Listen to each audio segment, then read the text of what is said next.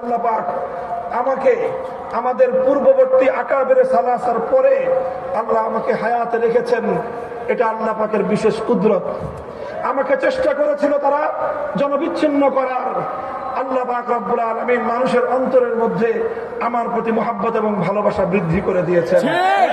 এটা আমার কোনো কারামত নয়, এটা আল্লামা আহমদ শফির কারামত, এটা আল্লামা জুনায়েদ বাবুনগরীর কারামত, এটা আল্লামা নূর হোসেন কাসিমের কারামত। তাদের এই হত্যাকাণ্ডের কথাটুকু জাতির সামনে তুলে ধরার জন্য হয়তো আল্লাহ আমাকে বাঁচিয়ে রেখেছেন। পরিষ্কার বলতে চাই, পরিষ্কার বলতে চাই, জালিম ফ্যাসিবাদী স্বৈরাচারী হাসিনার আমলেও হকের মূল কথার ক্ষেত্রে আপোষ করার চিন্তা করি নাই। পালা পালা বুঝেছিলাম মরা বাপের মূর্তি বানায়েন না, ভালো হবে না। মানুষটা মারা গেছে এবং তাকে আমরা মুসলমানি মনে করি, কাজেই তার মূর্তি বানায় আল্লাহর সামনে তাকে লজ্জিত করেন না, জনগণের সামনে তাকে অপমান করার ব্যবস্থা করেন না। কথাটা ভালো লাগলো না আমাদের।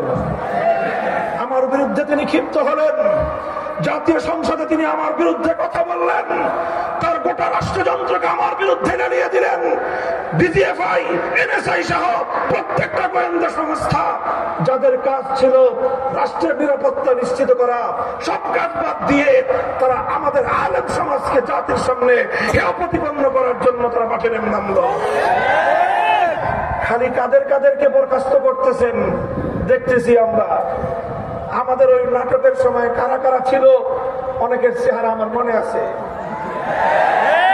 কারা কারা আদালতে আমাকে উঠানোর সময় আমার আইনজীবীকে পর্যন্ত হুমকি দিয়ে আদালতের কাঠ করে আসতে দেন নাই, চেহারাগুলো আমার মনে আছে। আদালতে থাকবে বিচারক আর আইনজীবীরা। আমাকে আদালতে উঠানোর সময় সশস্ত্র বাহিনীর সদস্য সেখানে উপস্থিত কেন ছিল, প্রশ্নটা আজকে করলাম না, প্রয়োজন হলে ভবিষ্যতে করব। মনে রাখবেন, মনে রাখবেন, আলেম সমাজকে জাতির কাছ থেকে বিচ্ছিন্ন আপনারা করতে পারবেন না। কারণ ওলামায়ে কেরাম আল্লাহর জন্য কাজ করেন, আল্লাহর দ্বীনের জন্য কাজ করেন, হকের ঝান্ডা সমুন্নত করার জন্য কাজ করেন। জীবনের পরোয়া করার সময় নাই।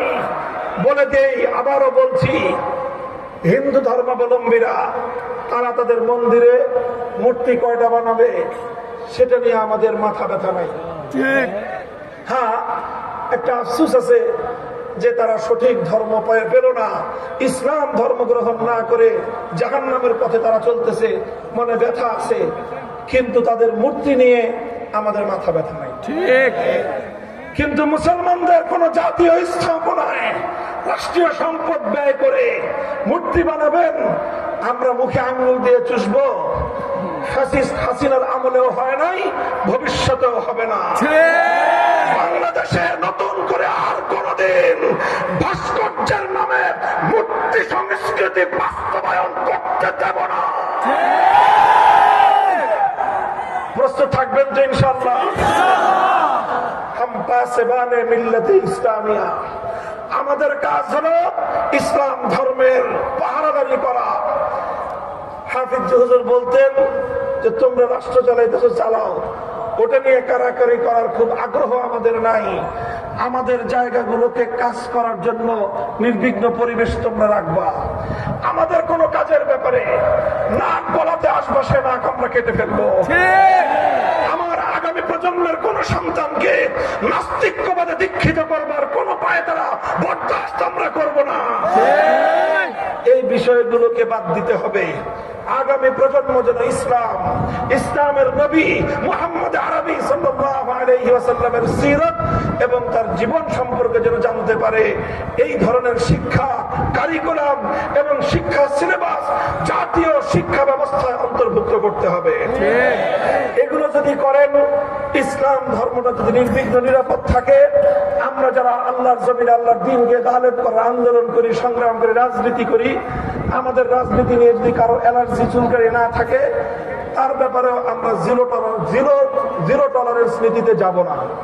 কিন্তু যে আমাদের জমিনে ইসলামের নামে আল্লাহর জমিনে আল্লাহর দ্বীনকে বিজয়ী করবার রাজনীতির উপর আঙ্গুল তুলতে চাবে, সে আঙ্গুল আমরা ভেঙে ফেলবো।